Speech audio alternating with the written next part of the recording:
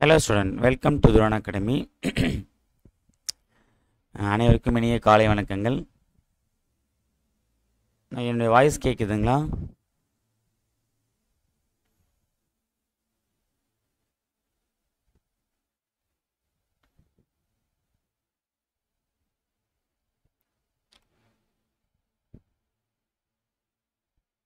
Okay ஓகேப்பா. நம்ம இன்றைக்கி என்ன பார்க்க போகிறோம் அப்படின்னா, நேற்று வந்து நம்ம லைவ் கிளாஸில் 6th புக்கில் ஃபஸ்ட்டு டைமில் ஃபஸ்ட் இயல் பார்த்துருந்தோம் சரிங்களா. ஸோ அதை படிச்சிருப்பீங்கன்னு நினைக்கிறேன்.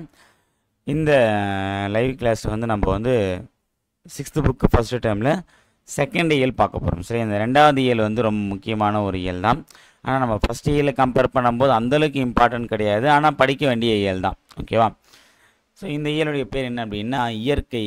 ஸோ இதில் முழுக்க முழுக்க நம்ம எதை பற்றி படிக்க போகிறோம் அப்படின்னா இயற்கையை பற்றின தகவலை தான் நம்ம வந்து பார்க்க போகிறோம் சரிங்களா. ஸோ இதுலேயுமே வந்து 2 செய்யுள் பகுதி, ஒரு உரைநடை பகுதி, ஒரு துணைப்பாட பகுதி, ப்ளஸ் வந்து பார்த்தீங்கன்னா ஒரு இலக்கண பகுதி இருக்குது சரி. நம்ம ஒன் பை ஒன்னாக பார்க்கலாம். ஃபஸ்ட்டு கவிதை பேழை, அதாவது செய்யுள் பகுதியில் நம்ம ஃபஸ்ட்டு பார்க்கக்கூடிய பார்ட் என்ன அப்படின்னா சிலப்பதிகாரம். ஓகேவா? ஸோ சிலப்பதிகாரம் நமக்கு தெரியும், ஐம்பெருங்காப்பியங்களில் முதன்மையானது வந்து சிலப்பதிகாரம் தான். அதேமாதிரி தமிழின் முதல் காப்பியம் என அழைக்கப்படுவதும் சிலப்பதிகாரம் தான். ஓகேங்களா? ஸோ சிலம்பை, கண்ணகியுடைய கால் சிலம்பை கொண்டு உருவானதுனால சிலம்பு கூட்டல் அதிகாரம் சிலப்பதிகாரம் என மாறியது. ஓகேவா? கண்ணகி மற்றும் கோவலனுடைய வாழ்க்கை வரலாற்றை பற்றி சொல்லக்கூடிய நூல் தான் வந்து சிலப்பதிகாரம். இதை இளங்கோவடிகள் தான் வந்து எழுதியிருப்பார். ஓகே, அவர் வந்து ஒரு சேர மன்னர். ஓகே, அப்படின்னு நம்ம பார்த்துருக்கோம் சரியா. ஸோ இதில் வந்து நிறைய பாடல்கள் வந்து இருக்குது. அதில் மிக முக்கியமான ஒரு 3 பாடல். இந்த 3 பாடலில் வந்து இயற்கையை வந்து போற்றாமல் அமைஞ்சிருக்கு. ஸோ இதனை இயல் வந்து இயற்கைன்றதுனால இயற்கையை போற்றா மாதிரி இருக்கக்கூடிய பாடலை வந்து அமைச்சிருக்காங்க. மொத்தம் 3 பாடல்கள் வந்து இதில் இருக்குது சரியா. ஃபஸ்ட்டு இந்த பாடலை என்ன சொல்கிறாங்க அப்படின்றதுக்கு முன்னாடி வந்து செய்யுள் பகுதியை எழுதுகிற ஆசிரியரை பற்றி பார்த்துடலாம். சிலப்பதிகாரத்தை இயற்றியவர் யார் அப்படின்னா இளங்கோவடிகள். அது நமக்கு தெரியும். சிலப்பதிகாரத்தை இயற்றிய யார்? இளங்கோவடிகள் தான் எழுதினாங்க. இவர் வந்து எந்த மரபுனா சேர மரபு. இது கேட்கலாம். ஓகேவா? இளங்கோவடிகள் எந்த மரபை சார்ந்தவர் அப்படின்னா வந்து ஒரு சேர மரபை சார்ந்தவர். ஓகேவா? இவருடைய காலம் அப்படின்னும் போது என்ன காலம் அப்படின்னா கிபி சரிங்களா. கிபி, கிறிஸ்து பிறந்த அப்புறம் 2ஆம் நூற்றாண்டை சார்ந்தவர். ஓகேவா? அப்போ வந்து சிலப்பதிகாரம் எழுதப்பட்ட காலம் அப்படின்னாலும் 2ஆம் நூற்றாண்டு தான் சரிங்களா. அதுக்கு தனியாக சொல்ல மாட்டாங்க சரியா. இப்போ எக்ஸாம்பிள் இளங்கோவடிகள் காலம் தான் 2ஆம் நூற்றாண்டு கொடுத்துட்டாங்க அப்படின்னா, இப்போ சிலப்பதிகாரம் இயற்றப்பட்ட காலம்னு கேட்டாங்க அப்படின்னா நம்ம வந்து முழுகக்கூடாது. ஓகேவா? அதுவுமே என்ன தான் 2ஆம் நூற்றாண்டு தான் சரிங்களா. அவர் 2ஆம் நூற்றாண்டில் பிறந்துட்டு 3ஆம் நூற்றாண்டில் வந்து பார்த்திங்க அப்படின்னா பாடலை வந்து இயற்றிருக்க மாட்டார். ஓகேவா?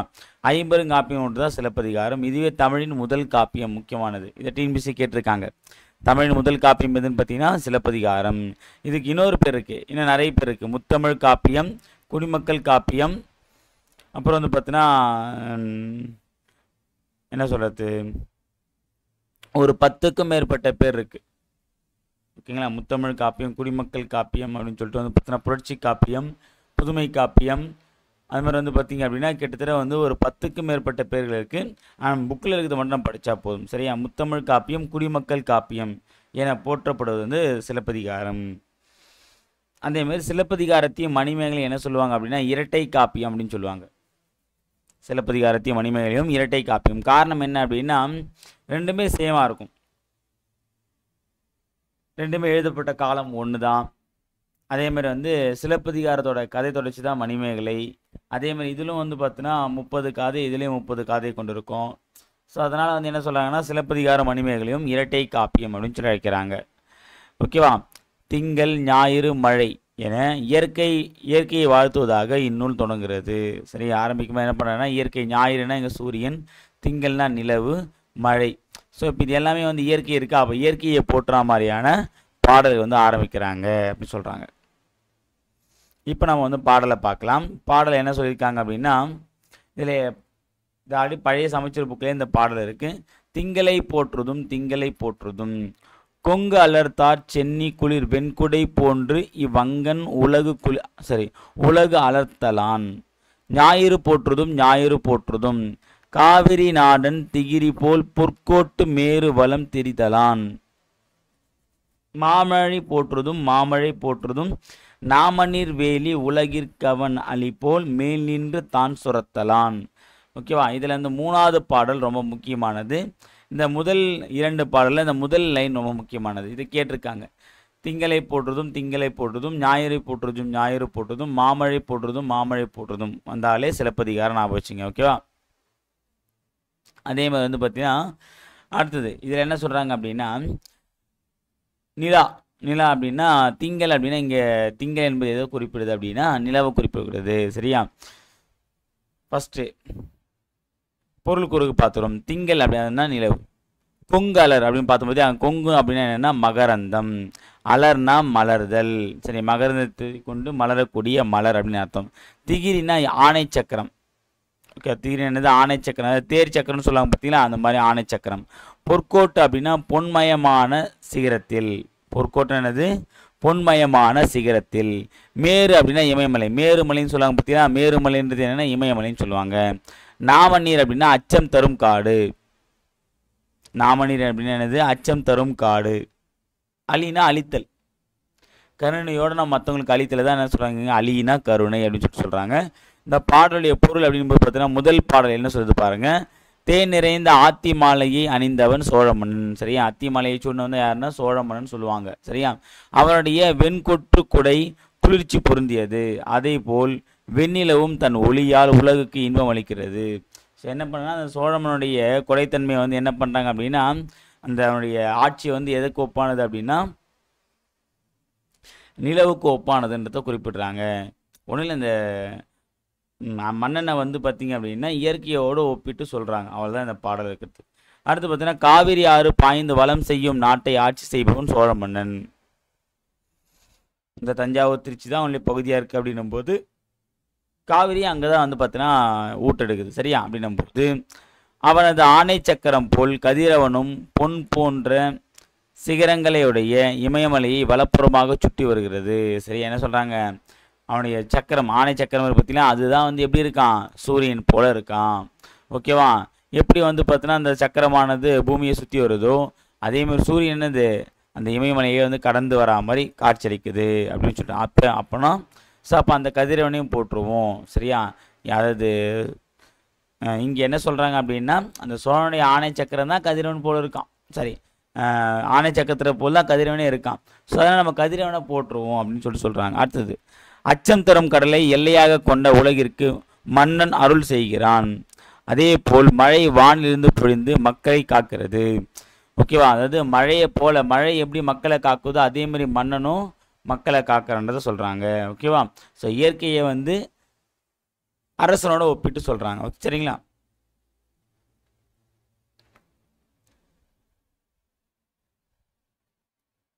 ஸோ சிலப்பதிகாரத்தில் அவ்வளோதான். ஓகேவா. அடுத்தது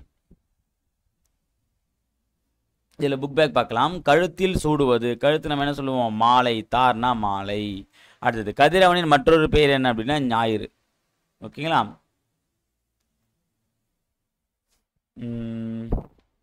அடுத்தது வந்து பார்த்தீங்க அப்படின்னா வெண்குடை என்னும் சொல்லை பிரித்து எழுத கிடைப்பது வந்து பார்த்தீங்கன்னா வெண்மை கூட்டல் குடை. பொற்கோட்டு அப்படின்னா பொன் கூட்டல் கோட்டு அப்படின்னு அர்த்தம். பொன் கூட்டல் கோட்டு. கொங்கு கூட்டாளர்னா கொங்கலர். ஓகே, எங்கே இருக்குது இருக்கு பாருங்கள். கொங்கு கூட்டாளர்னா கொங்கலர். இதுதான் கரெக்ட். அவன் கூட்டல் அலிப்போல் அப்படின்னா அவன் அலிப்போல். இதாக வரும். அவன் அலிப்போல். இடி கூட்டல் நாவா வந்து மாறிடும். அடுத்தது ரெண்டாவது வந்து காணி நிலம். இந்த காணி நிலம்ன்றது வந்து பார்த்திங்க அப்படின்னா பாரதியார் வந்து வீட்டினுடைய அழகை வந்து சொல்கிற மாதிரி ஒரு வீடுன்றது எப்படி அமைய வேண்டும், எப்படி அமைந்தால் அது வீடாக இருக்கும். சரியா. இன்றைய காலகட்டத்தில் வந்து பார்த்திங்கன்னா நிறைய அப்பார்ட்மெண்ட்ஸ்லாம் உருவாகிட்ட பிறகு வீடு எப்படி இருக்கிறதுலாம் வந்து கிடையாது. ஓகேவா. அது அந்த தோட்டன்றதே வந்து இங்கே ஒன்று இல்லாமல் போயிடுச்சு. ஓகேவா. ஸோ அப்போ அந்த காலத்தில் வந்து பார்த்திங்கன்னா வீடானது எப்படி இருக்கணுன்றத பாரதியார் வந்து அழகாக சொல்லியிருக்காரு. காணி நிலம் வேண்டும் அப்படின்ற ஒரு கான்செப்டில். ஓகேவா. சில ஃபஸ்ட்டு பாரதியாரை பற்றி நம்ம பார்த்துடலாம். 20ஆம் நூற்றாண்டின் இணையற்ற கவிஞர் பாரதியார். இது கேட்பாங்க, கண்டிப்பாக கேட்க வாய்ப்பு இருக்குது. 20ஆம் நூற்றாண்டு இணையற்ற கவிஞர்னு சொல்லிட்டு யாரை சொல்கிறோம், பாரதியாரை சொல்கிறோம். பாரதியாரோட இயற்பெயர் என்ன அப்படின்னு சொல்லிட்டு பார்த்தீங்கன்னா சுப்பிரமணியன் அல்லது சுப்பையான்னு சொல்லுவாங்க.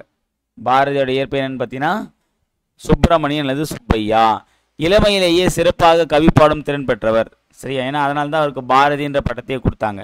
எட்டயபுர மன்னரால் பாரதி என்னும் பட்டம் வழங்கி சிறப்பிக்கப்பட்டார். சரியா, இளமையிலே வந்து பார்த்தீங்கன்னா சிறப்பாக கவி பாடும் ஆற்றல் பெற்றதுனா என்ன சொன்னாங்க, எட்டயபுர மன்னரால் பாரதி என்னும் பட்டத்தை வந்து இவர் கொடுத்தாங்க.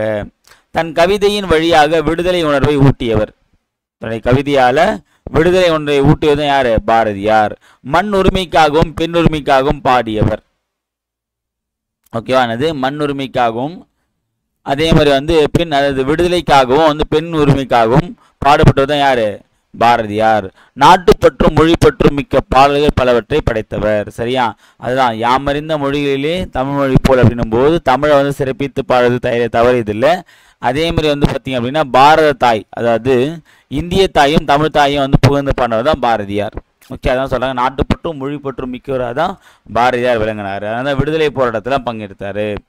ஓகே, அடுத்து பாருங்க, பாஞ்சாலி சபதம், கண்ணன் பாட்டு, குயில் பாட்டு முதலிய பல நூல்களை ஏற்றுள்ளார். இன்னும் நிறைய பாடல்கள் இருக்கு. நமக்கு வந்து பார்த்தீங்கன்னா ஹையர் செகண்டரி நம்ம போகும்போது நிறைய பாடல்கள் வந்து ஒன் பை ஒன்னா பார்ப்போம். ஓகேவா, என்னென்ன பாடல்கள், பாஞ்சாலி சபதம், கண்ணன் பாட்டு, குயில் பாட்டு இதெல்லாம் இப்போ கொடுத்துருக்காங்க. சரியா, இப்போ நம்ம பார்க்கக்கூடிய இந்த காணிநிலன்றதை பார்த்தீங்கன்னா பாரதியார் கவிதைகள் அப்படின்ற ஒரு பாடல் தொகுப்புலேருந்து எடுக்கப்பட்ட ஒரு பாடல் கொடுத்துருக்காங்க. நம்ம பார்க்கலாம். காணி நிலம் வேண்டும் பராசக்தி காணி நிலம் வேண்டும், அங்கு தூணில் அழகியதாய் நன்மாடங்கள் தூய நிறத்தினதாய் அந்த காணி நிலத்தினிடையே ஓர் மாளிகை கட்டித்தர வேண்டும். அங்கு கேணி அருகினிலே தென்னை மரம் கீற்றும் இளநீரும் 10-12 தென்னை மரம் பக்கத்திலே வேணும். நல்ல முத்துச்சுடர் போல் நில ஒளி முன்பு வரவேணும்.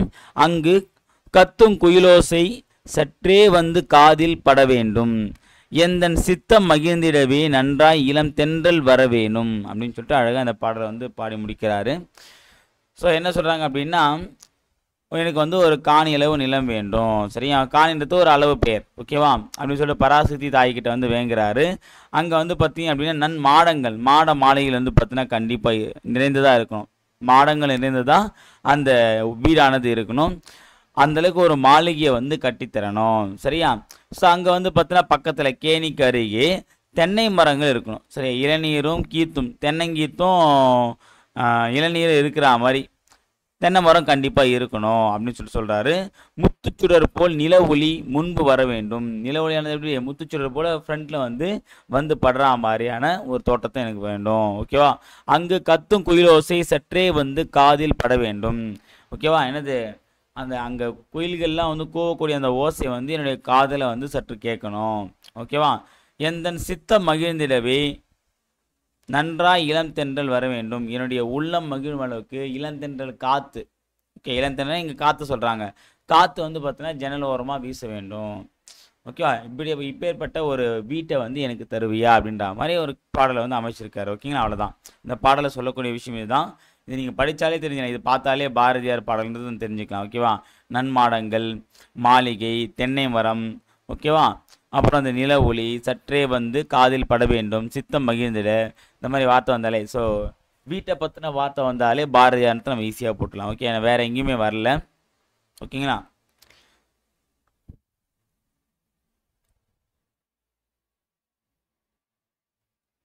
அடுத்து பொருள் குறுக்க பார்த்தீங்க அப்படின்னா காணி அப்படின்னா என்ன அர்த்தம் அப்படின்னா நில அளவை குறிக்கும் சொல். இது நில அளவை குறிக்கக்கூடிய சொல்ல காணின்ற ஒரு பொருளும் உண்டு. மாடங்கள் அப்படின்னா மாளிகையின் அடுக்குகள்.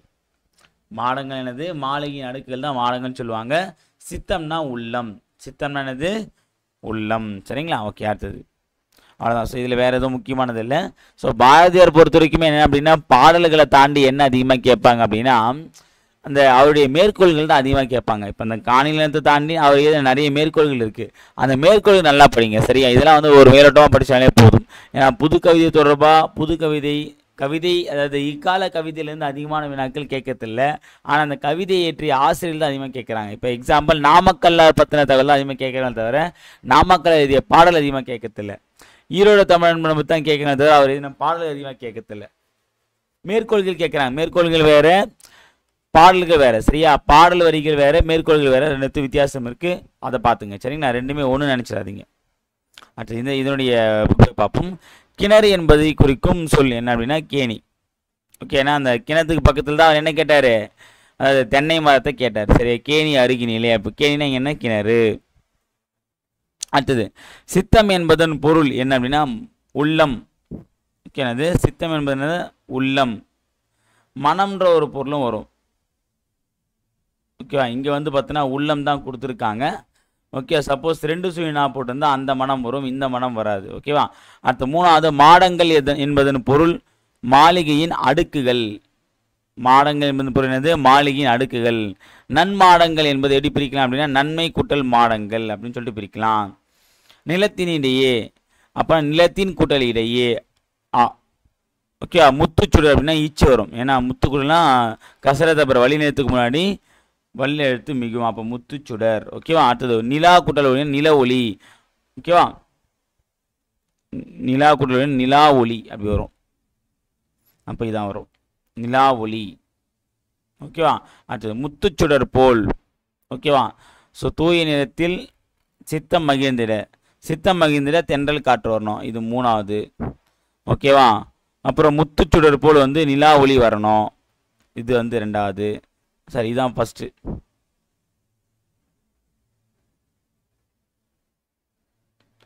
என்ன சொன்னாங்க அப்படின்னா தூய நிறத்தில் வந்து பார்த்தீங்கன்னா சரி முத்துச்சுடர் போல் நிலா ஒளி இது வந்து பார்த்தீங்கன்னா 1. சித்தம் மகிழ்ந்த தென்றல் வரணும். அப்போ தூய நிறத்தில் மாடங்கள் மாற்றி குறிக்கிறேன்னா முத்துச்சுடர் வந்து பார்த்தீங்கன்னா 1 கரெக்டு. சித்தம் மகிழ்ந்து இது 3. ஏன்னா உள்ள மகிழ்ந்தருக்கு காத்தோன்னு சொன்னாங்களா, அப்போ இதுதான் 2.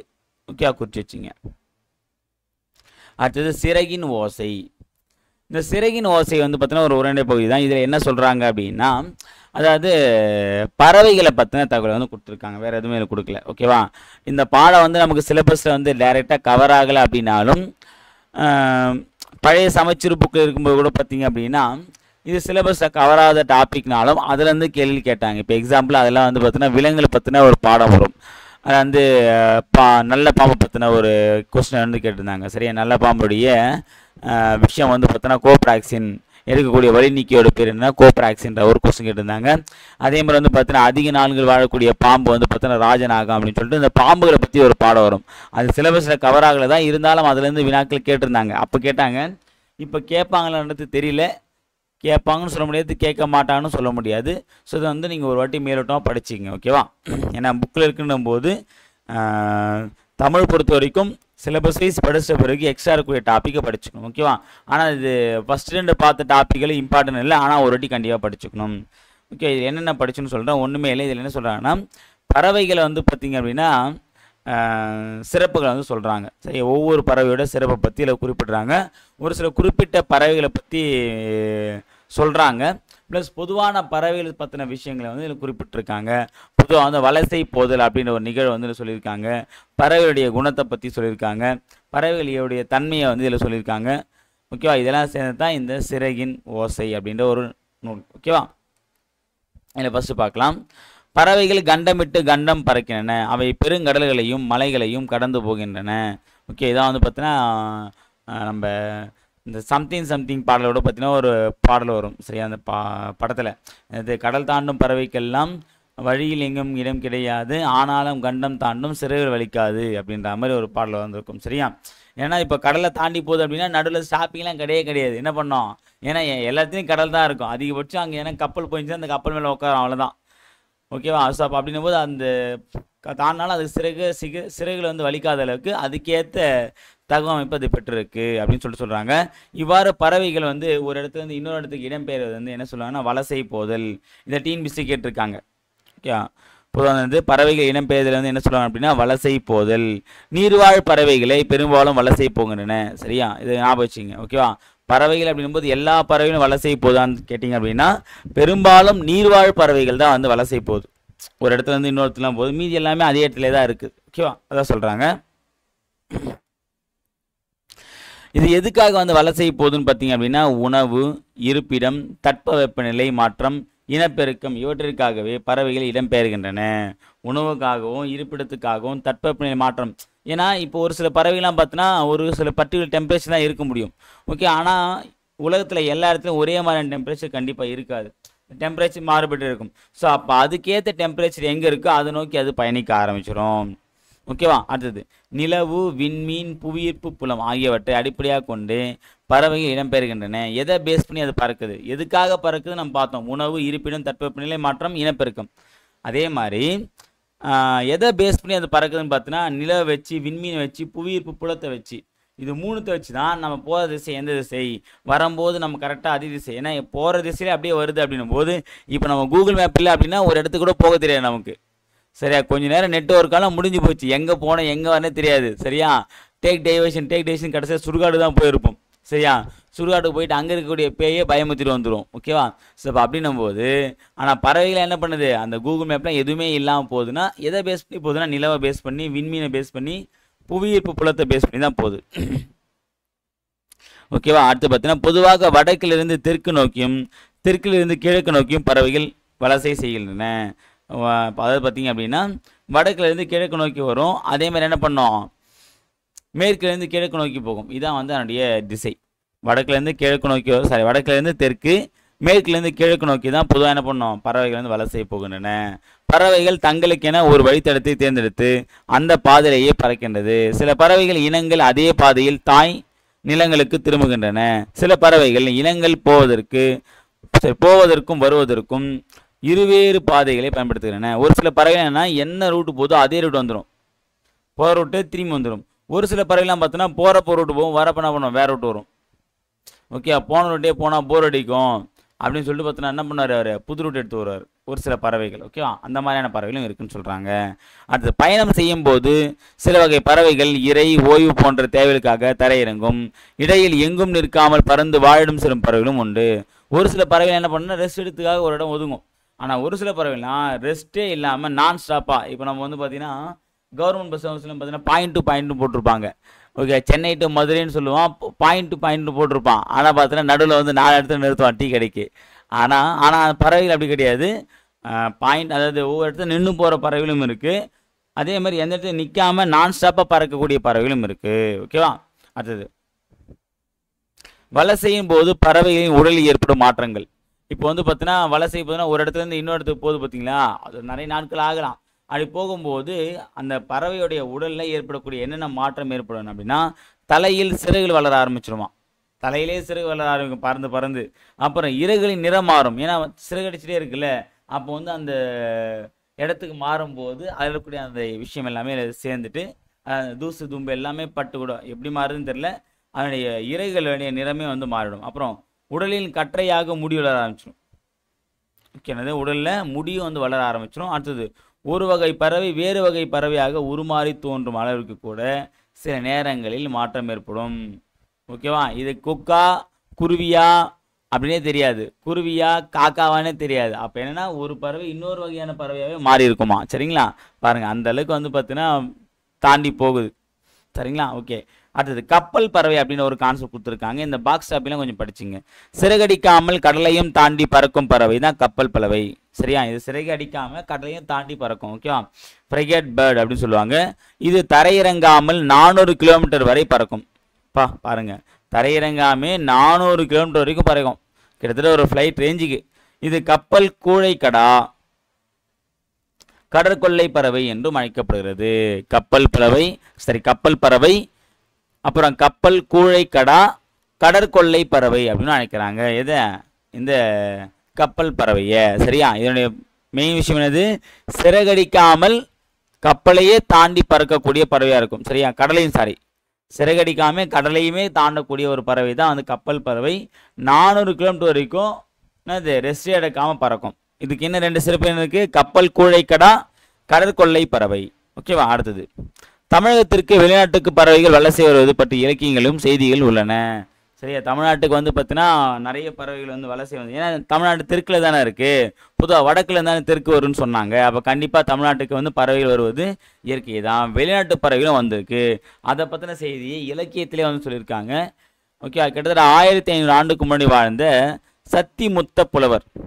ஓகே, அந்த சத்திமுத்த புலவர் என்ன பார்த்தீங்கன்னா நாராய் செங்கல் நாராய் அப்படின்ற ஒரு பாடலில் தென் திசை குமரி ஆடி வட திசைக்கு ஏகுவேராயின். சரியா, தென் திசைக்கு வந்துட்டீங்க, இப்போ வட திசையை திரும்பி போங்க அப்படின்ற மாதிரி வந்து பார்த்தீங்கன்னா பறவைகள் வலசை போன செய்தியை வந்து சத்திமுத்தி புலவர் அந்த நாராய் செங்கல் நாராய் அப்படின்ற ஒரு பாடலில் குறிப்பிட்டிருக்காரு. ஓகேவா, அடுத்தது ஐரோப்பாவில் இருந்து தமிழகத்திற்கு செங்கால் நாராய்கள் வருவது தற்போதைய ஆய்விலும் உறுதிப்படுத்தப்பட்டுள்ளது. சரியா, செங்கால்களை கொண்ட நாராய் வந்து பார்த்தீங்கன்னா இப்போ வந்து ஐரோப்பாவிலேருந்து நம்ம தமிழ்நாட்டுக்கு வர செய்தி இப்போ ஆய்வு மூலமாக சொல்லியிருக்காங்க. ஆனால் அப்போ எந்த ஆய்வுமே இல்லாமல் நம் முன்னோர்கள் சொல்லியிருக்காங்க. சரியா, அடுத்தது தற்போது வெகுவாக அழிந்து வரக்கூடிய இனம் வந்து பார்த்தீங்கன்னா சிட்டுக்குருவி இனம். ஓகேவா, ஏன்னா நம்ம அந்த டவர்லாம் யூஸ் பண்ணுற போது செல்ஃபோன் டவர் யூஸ் பண்ணுறதுனால தான் இது அந்த அலைவரிசையை வந்து தாங்க முடியாமல் நிறைய சிட்டுக்குருவிகளும் இறந்த போதுன்னு சொல்கிறாங்க. ஓகேவா, ஸோ அழிந்து வரக்கூடிய இனத்தில் வந்து சிட்டுக்குருவியும் இருக்குது. உருவத்தில் சிறிய இந்த பழுப்பு நிற பறவை பார்த்த உடனே ஆண் பெண் வேறுபாட்டை உணர முடியும். என்னதான் உருவத்தில் சின்னதாக இருந்தாலும் இதை பார்த்தவங்க என்ன பண்ணலாம், இது ஆண் குருவியா பெண் குருவியான்றதை நம்மளால் ஈஸியாக ஜட்ஜ்மெண்ட் பண்ண முடியும். ஆண் குருவியின் தொண்டை பகுதி கருப்பு நிறத்தில் இருக்கும்.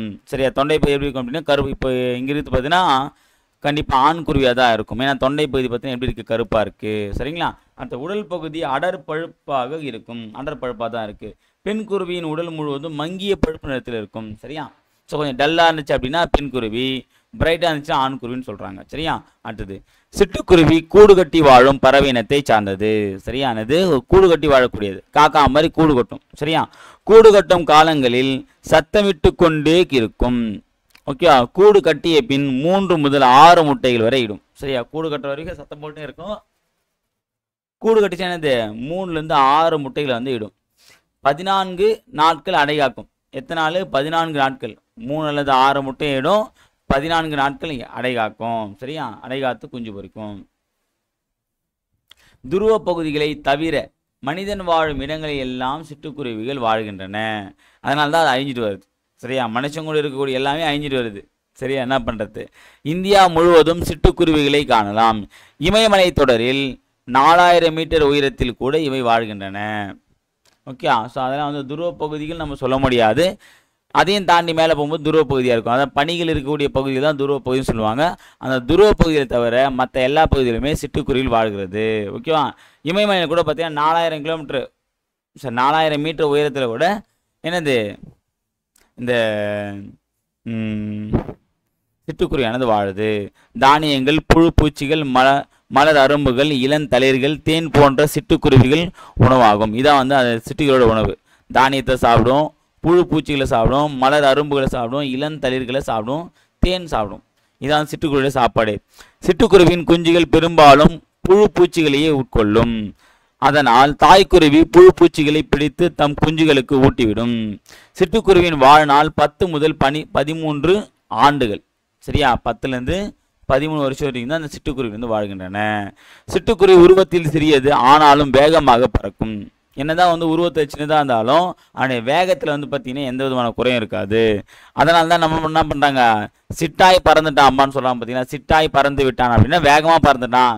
என்னப்பா சிட்டா பறக்கிறேன்னு கேட்குறாங்க பார்த்தீங்களா. அப்போ என்ன அப்படின்னா அது சின்னதாக இருந்தாலும் ஃபாஸ்ட்டாக இருக்கும். ஓகே, அது சிட்டுக்குருவின் அழிவுக்கு காரணமான விஷயங்கள் என்ன சொல்கிறாங்க பாருங்கள். மனிதர்கள் விவசாயத்திற்கு பூச்சிக்கொல்லியை பயன்படுத்துவதால் குருவி குஞ்சுகளுக்கு உணவாக புழு பூச்சிகள் கிடைப்பதில்லை.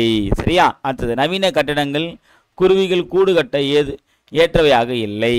தற்காலத்தில் தாவர வேலிகளுக்கு மாற்றாக செயற்கை வேலிகள் அமைக்கப்படுகின்றன. எனவே சிட்டுக்குருவிகள் வாழ உகந்த வேலி தாவரங்கள் குறைந்துவிட்டன. சிட்டுக்குருவிகள் ஓய்வெடுக்கும் புதர்ச்செடிகளும் இல்லை. உணவுக்கும் இருப்பிடத்திற்கும் சிட்டுக்குருவிகளுடன் மற்ற பறவைகள் போட்டியிடுகின்றன. ஸோ என்ன அப்படின்னா இது என்னதான் சின்ன பறவை அப்படின்னும் போது இதுக்கான ஒரு வாழிடம் இருந்துச்சு. ஆனால் அந்த வாழிடத்தை மனுஷன் என்ன பண்ணான், அழிச்சினான். ஓகேவா, அவனுடைய வாழிடமாக மாற்றினான் அப்படின்னும் போது அப்போ அதுக்குண்டான வாழ்விடம் கேள்விக்குறியாகுது. ஸோ அதனால் வந்து அவனுடைய அழிவுக்கு நாம தான் முக்கிய காரணமே. சரியா, எல்லா விலங்குகளுக்கும் மிகப்பெரிய எதிரியாக இருக்கிற ஒரே விலங்கு வந்து மனித விலங்கு தான். என்ன அவங்களுக்கு 5 அறிவு வந்து செய்கிறாங்க, நம்ம 6 அறிவு இருந்து அதே தான் செய்கிறோம். ஓகே, வேறு வழி கிடையாது.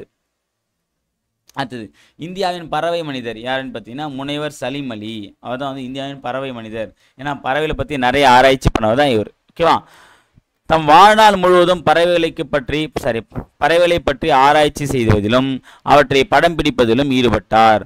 அதனால் அவர் இந்தியாவின் பறவை மனிதர் அப்படின்னு சொல்லி அழைக்கப்படுகிறார்.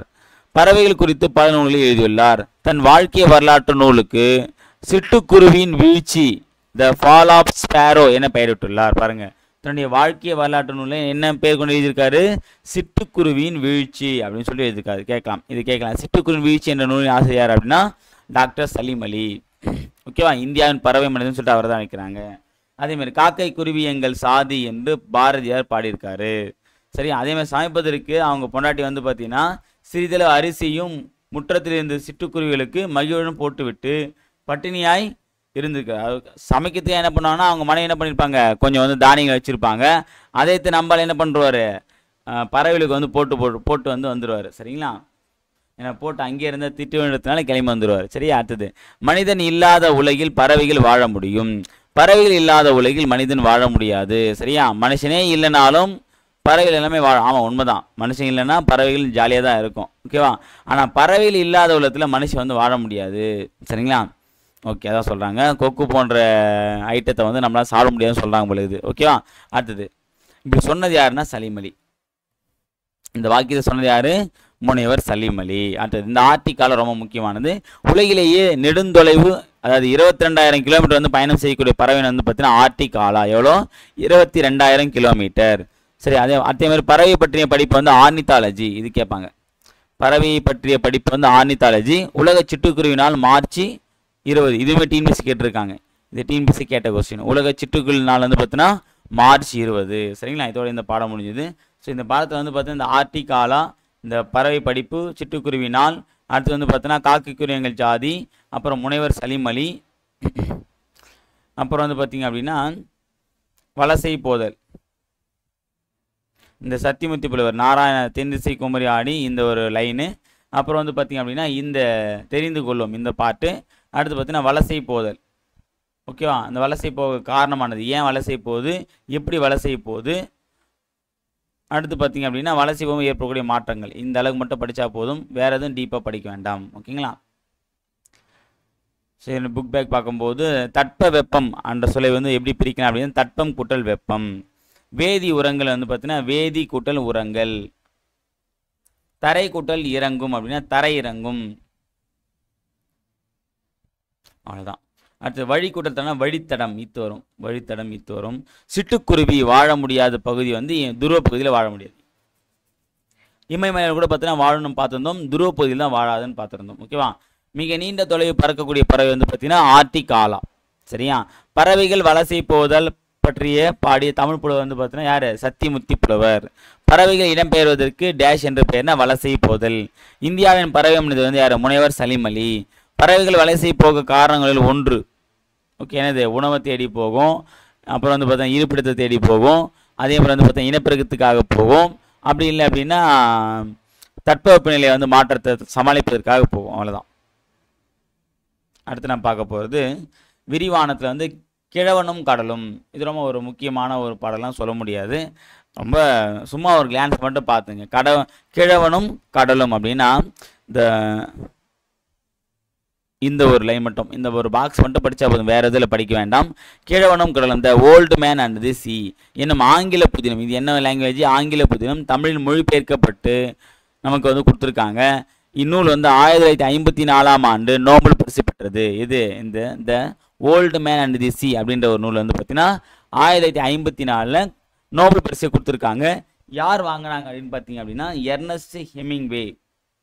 இது எர்னஸ்ட் ஹெமிங்வேன்றவர் தான் 1954 இந்த old man and the C அப்படின்னு இந்த நாவலுக்கு என்ன பண்ணியிருக்காரு, நோபல் பரிசு வாங்கியிருக்காரு. இது எந்த மொழி, ஆங்கில மொழி. சரிங்களா, ஸோ இந்த ஒரு பாடல் என்ன சொல்கிறாங்க அப்படின்னா சாண்டியாகோ அப்படின்னு ஒரு தாத்தா இருப்பார்.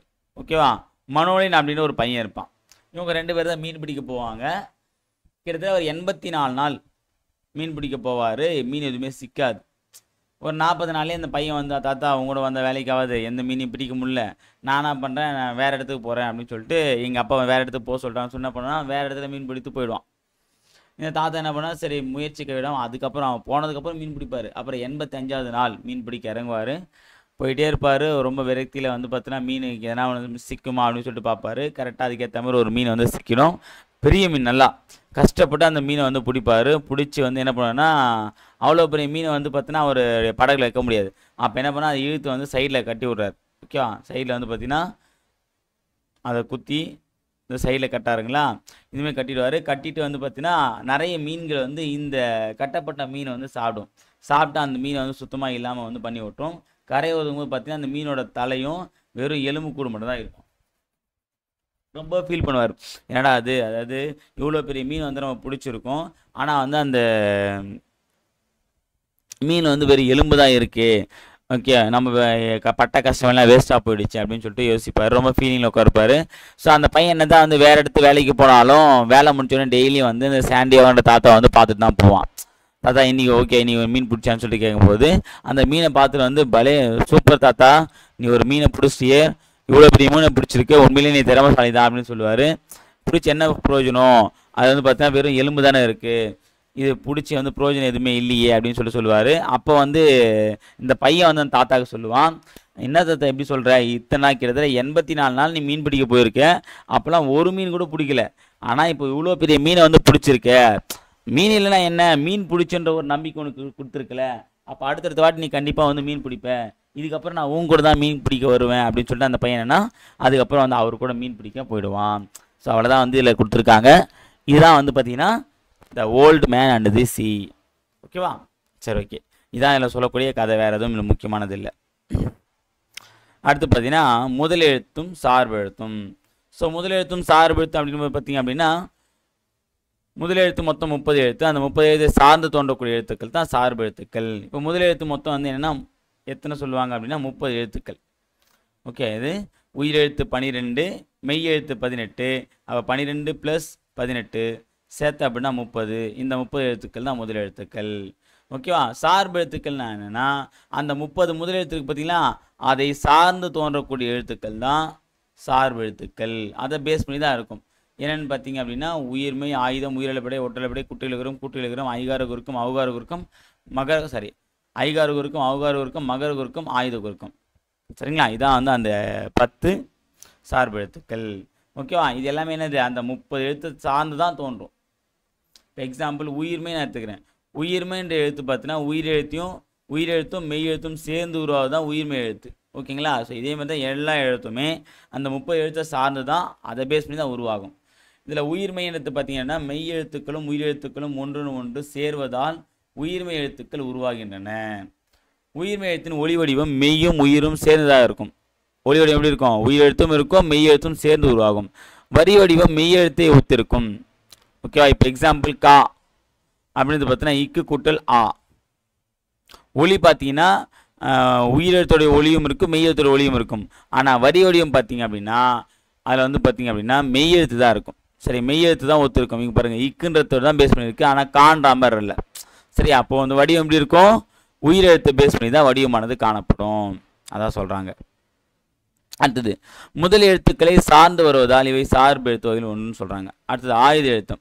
இது ரொம்ப முக்கியமானது. 3 புள்ளிகளை உடைய தனித்த வடிவம் தான் என்னென்னு பார்த்தீங்கன்னா ஆயுதம். இதுக்கு வந்து முப்புள்ளி, முப்பார் புள்ளி, தனிலை, ஒற்று அப்படின்ற பேர் இருக்குது. சரியா, முப்புள்ளி, முப்பார் புள்ளி, தனிலை அப்படின்ற சிறப்பு வந்து எதுக்கு இருக்குது, ஆயுத எழுத்துக்கு. இது தனித்து செயல்படுத்த தனிநிலை. 3 புள்ளி முப்பார் புள்ளின்னு நினைக்கிறாங்க. நுட்பமான ஒழிப்புமுடியே உடையது அக்கு அப்படின்னு நம்ம சொல்ல பார்த்தியா, இது ஒரு நுட்பமான ஒளியா. ஓகேவா, தனக்கு முன் ஒரு குறில் எழுத்தையும் தனக்கு பின் ஒரு வல்லின உயிர்மை எழுத்தையும் பெற்று சொல்லின் இடையில் மட்டுமே வரும். இது ரொம்ப முக்கியமானது. சொல்லின் இடையில் மட்டுமே வரக்கூடிய ஒரு வார்த்தை இது பார்த்தீங்கன்னா ஆயுத எழுத்து. இது தனித்து இயங்காது. தனித்து பக்கு நாம தனித்து இயங்காது, அது கூட ஏதாவது ஒரு எழுத்து வந்தால் தான் இயங்கக்கூடியது. இப்போ எக்ஸாம்பிள் மா அப்படின்ற ஒரு எழுத்து தனித்து இயங்கும், ஆன்ற ஒரு எழுத்து தனித்து இயங்கும். ஆனால் அக்குன்ற எழுத்து வந்து தனித்து இயங்காது. சரியா, முதல் எழுத்துக்களாகிய உயிரையும் மெய்யையும் சார்ந்து இயங்குவதால் ஆயுத எழுத்து என்ன சொல்லாங்க, சார்பு எழுத்து அப்படின்னு சொல்லி வைக்கிறாங்க. ஓகே, அவ்வளோதான். ஸோ இதோட வந்து பார்த்தீங்கன்னா அடுத்து நம்ம திருக்குறள் பார்க்க போகிறோம். ஸோ இதில் ஒரு 10 குறள் இருக்குது, அதையும் நம்ம பார்த்துடலாம். ஓகேவா, ஸோ திருக்குறளை பற்றி திருவள்ளுவரை பற்றி நம்ம ஆல்ரெடி வந்து கிளாஸ்லேயே கொடுத்துருக்கோம், நிறைய நடத்திருக்கோம். ஓகேவா, அதை வீடியோ போட்டிருக்கோம். திருக்குறள் வந்து பார்த்தீங்கன்னா திருவள்ளுவர் ஏற்றப்பட்டது. திருக்குறள் வந்து மொத்தம் வந்து 1330 அதிகாரங்களை கொண்டது. ஓகே, 1330 அதிகாரம், சாரி 1330 குறள், 133 அதிகாரம், 3 பால்கள், 9 இயல்கள் அப்படின்னு பார்த்துருந்தோம். சரியா, இதில் 9 இயலும் சரி 9 இயல் வந்து பார்த்தீங்கன்னா முதல் பாலில் வந்து 4 இயல் இருக்கும், அப்புறம் 3 இயல், அப்புறம் 2 இயல் அப்படின்ற மாதிரி பிரிச்சிருப்பாங்க அப்படின்னு நம்ம பார்த்துருப்போம். சரிங்களா, சாரத்துப்பால், பொருட்பால், இன்பத்துப்பால் அப்படின்னு நம்ம பிரிப்போம். அதிகாரங்கள் அப்படின்னும் போது ஒரு அதிகாரத்தில் 10 குறள் இருக்கும் அப்படின்னு பார்த்துருந்தோம். சரியா, அதே மாதிரி திருக்குறளுக்கு சிறப்பு அப்படிங்கும்போது முப்பால், பொய்யாமொழி, வாயுரை வாழ்த்து, அப்புறம் வந்து பார்த்தா உத்திரவேதம் சொல்லிட்டு நிறைய சில பேர் பார்த்துருந்தோம்.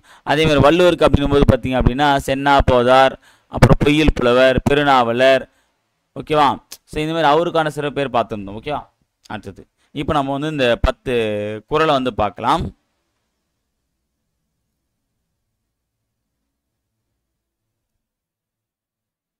ஓகே, ஃபர்ஸ்ட் கடவுள் வாழ்த்து. அகர முதல எழுத்தெல்லாம் ஆதி பகவன் முதற்றே உலகு. சரியா. ஸோ வந்து பார்த்தீங்கன்னா இப்போ எழுத்துக்கு முதன்மையாக இருக்குது அகரம், ஆன்ற எழுத்தான் வந்து முதன்மையாக இருக்குது. அதே மாதிரி உலகுக்கு வந்து தொடக்கம் வந்து பார்த்தீங்கன்னா ஆதி பகவன், ஆதினா முதல், அந்தம்னா கடைசி. சரியா. அடுத்தது ரெண்டாவது பாடல் என்ன சொல்கிறாங்க, வான் சிறப்பை பற்றி ஒரு 2 பாடல் கொடுத்துருக்காங்க. முதல் பாடல் என்ன சொல்கிறாங்க அப்படின்னா, விண் நின்று பொய்ப்பின் விரிநீர் வியனுலகத்து உள் நின்று உடற்றும் பசி. அதாவது மழை உரிய காலத்தில் பெய்யாது போனால் உலகத்து உயிர்களை எல்லாம் பசி துன்புறுத்தும். ஓகேவா.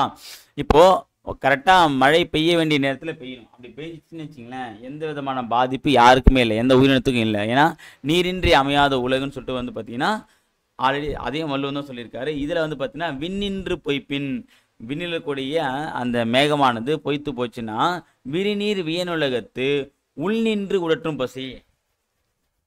அதை நம்பியிருக்கக்கூடிய அந்த நீரை நம்பியிருக்கக்கூடிய இந்த உலகத்துக்குரிய ஜீவராசிகள்லாம் நீர் இல்லாமல் கிடக்கும். சரியா. பசியோடு கிடக்குன்னு சொல்கிறாங்க. ஏன்னா நீர் இருந்தால் தான் பூமியில் வந்து நீர் போயிட்டு தாவரங்கள் வரும், தாவரங்கள் வளர்ந்தால் தான் நம்ம சாப்பிட முடியும். ஓகேவா. அதான் சொல்கிறாங்க. அடுத்தது கெடுப்பதுவும் கெட்டார்க்கு சார்வாய் மற்றாங்கே எடுப்பதுவும் எல்லாம் மழை. என்ன சொல்கிறாங்க, கெடுப்பதுவும் கெட்டார்க்கு சார்வாய் மற்றாங்கே எடுப்பதுவும் எல்லாம் மழை. உரிய காலத்தில் பெய்யாது கெடுப்பதும் மழைதான், உரிய காலத்தில் பெய்து காப்பதும் மழைதான். சரியா. இப்போ ஏரியெல்லாம் நிரம்பிட்ட பிறகு வந்து மழை பெஞ்சிச்சு வெள்ளைக்காடாக ஆக்கி ஊரையே அழிக்கத்தும் மழை தான். அதேமாதிரி வறட்சி காலங்களில் தவிச்சிட்டு இருக்கும்போது மழையை கொடுத்து அவன் தாகத்தை தணிக்கிறதும் மழை தான். ஓகே. அதான் சொல்கிறாங்க. அடுத்து 4வது பாடலை வந்து நீத்தார் பெருமை. நீத்தார்னா பெரியவர்கள். ஓகேவா. இல்லை ஃபர்ஸ்ட் ஒரு பாடல் கொடுத்துருக்காங்க பாருங்க, ஒரே ஒரு பாடல் மட்டும் கொடுத்துருக்காங்க. செயற்கரிய செய்வார் பெரியர் சிறியர் செயற்கரிய செய்களாதார். இது செயற்கரிய செய்வார் பெரியார் அப்படின்னு என்ன அர்த்தம்னா, செய்வதற்கு அரிய, செயற்கரிய என்ன அர்த்தம், செய்வதற்கு அரிய செயல்களை வந்து செய்யக்கூடியவங்க தான் பெரியவங்களாம். எப்போ என்னால் இந்த வேலை செய்ய முடியாதுன்னு சொல்கிறான் பார்த்தியா, அவங்களாம் சிறியவங்களாம்.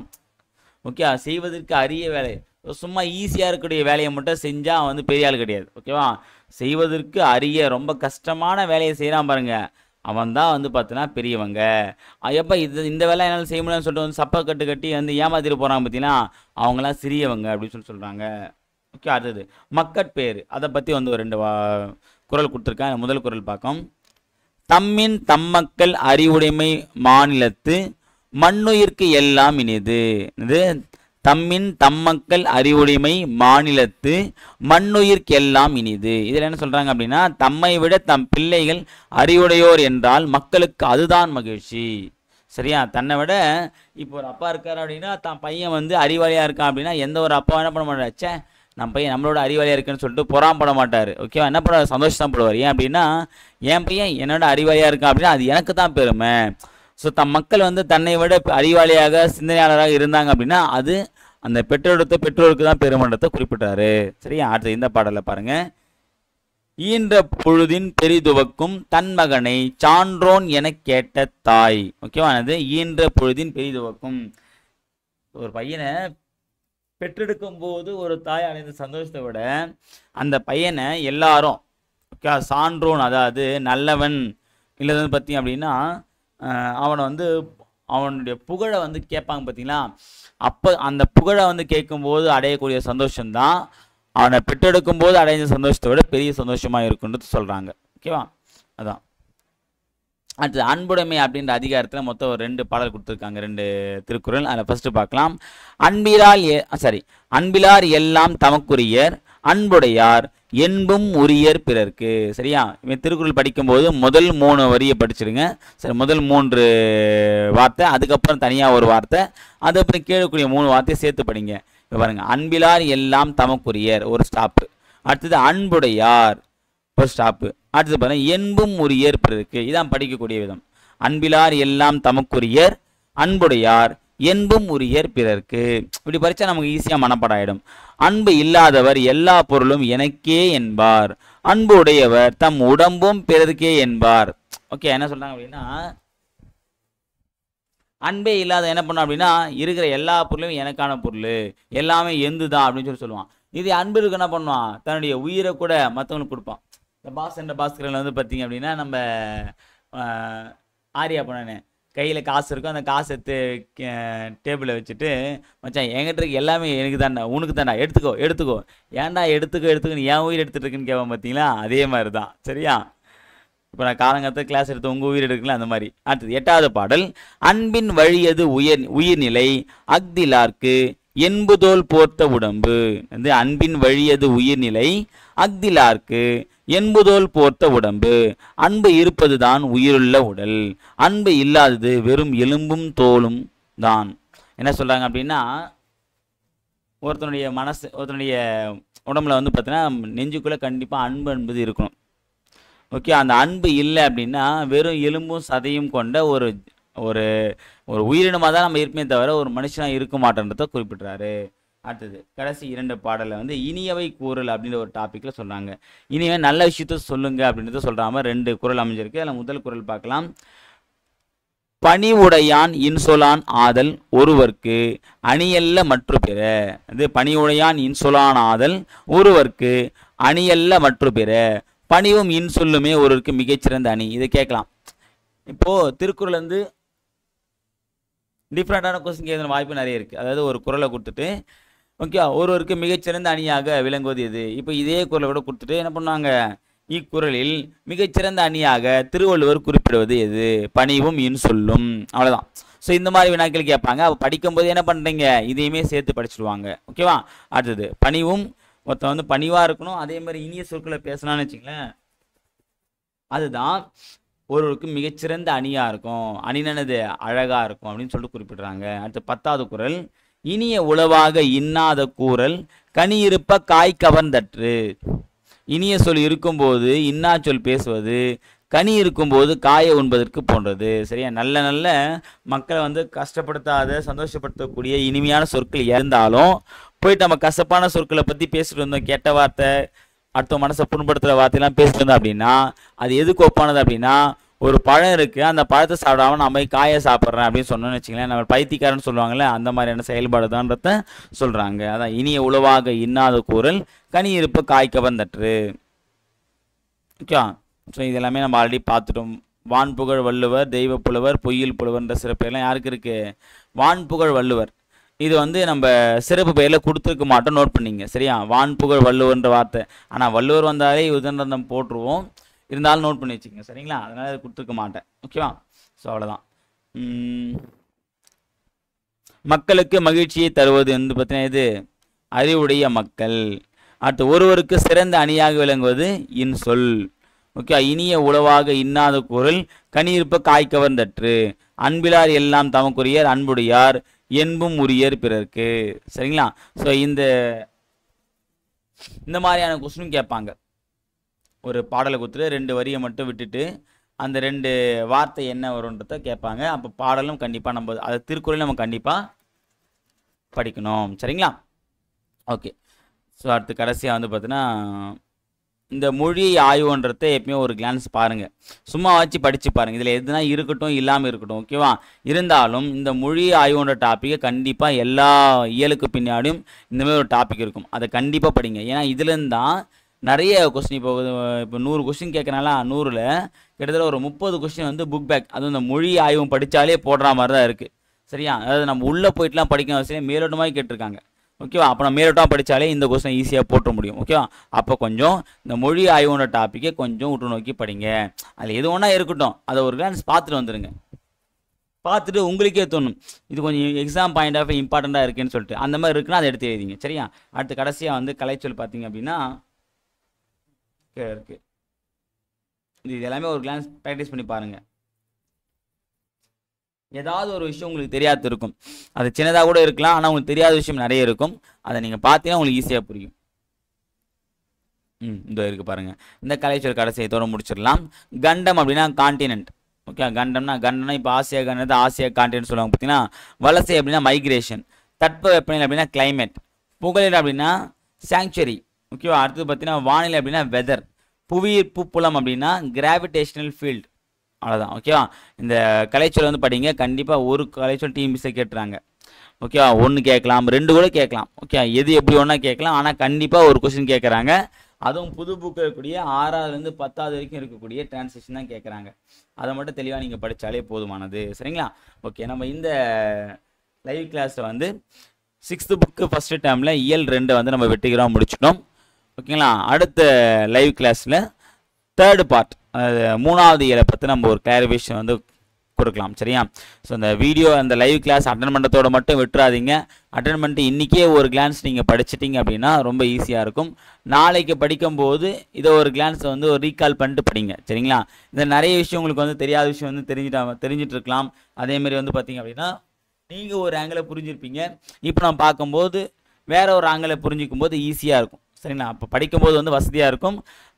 கஷ்டப்பட்டு என்ன ஏதுன்னே தெரியாமல் படிக்கிறத விட கொஞ்சம் தெரிஞ்சுக்கிட்டு படித்தோம் அப்படின்னா ஈஸியாக புரிஞ்சுக்கலாம். அதுதான் இதில் வந்து நான் எல்லாத்தையுமே வந்து டீப்பாக எக்ஸ்பிளைன் பண்ணல, மேலோட தான் சொல்லியிருக்கேன். இதுவே போதுமானது. ஏன்னா நம்ம தமிழை ரொம்ப டீப்பாக நடத்தணுன்ற அவசியம் கிடையாது. மேலோட்டமாக படித்தாலே நல்ல மார்க் வந்து நம்ம ஸ்கோர் பண்ணலாம். சரியா. இதுலையுமே வந்து பார்த்திங்க அப்படின்னா நான் சொன்ன மாதிரி முதல் அந்த 2 செய்யுள் பகுதி ரொம்ப முக்கியமானது. ஓகேவா. இதில் உரைநடை பகுதி அந்தளவுக்கு முக்கியமானது இல்லை. ஆனால் திருக்குறள் ரொம்ப முக்கியமானது. திருக்குறள் நல்லா படிச்சு வச்சுங்க. சரியா. ஸோ மொத்தம் வந்து பார்த்தீங்கன்னா 10 திருக்குறளும் கேள்விகள் கேட்கப்படும். ஓகேவா. அப்போ அந்த 10 திருக்குறளை ஒரு நாளைக்கு 2ன்ற மாதிரி படித்து வச்சுக்கங்க. சரிங்களா. ஓகே. ஸோ இந்த லைவ் கிளாஸில் நம்ம இயல் 2 வந்து கம்ப்ளீட் பண்ணியிருக்கோம். அடுத்த லைவில் அடுத்த டாப்பிக்கை நம்ம பார்க்கலாம். சரிங்களா. சரி, ஓகே. எல்லோரும் வந்து பார்த்தீங்கன்னா போய் படிக்கிற வேலையை பாருங்கள். இருக்கக்கூடிய நாட்களை வந்து வீணாக்காதீங்க. நமக்கு வந்து பார்த்தீங்கன்னா தேர்வுக்கான நாட்கள் வந்து ரொம்ப குறைவாக தான் இருக்குது. நேரத்தை வந்து நம்ம இருக்கும்போதே பயன்படுத்தணும் அப்படின்னா நமக்கு வாழ்க்கையில் வரக்கூடிய எல்லா நேரமுமே நல்ல நேரமாக இருக்கும். ஆனால் அந்த நேரத்தை நம்ம சரியாக பயன்படுத்தலை அப்படின்னா கெட்ட நேரத்துக்கு நம்மளே தான் விதையை போடுறோன்றது அர்த்தம். சரியா. சரி, ஓகே. தேங்க்யூ.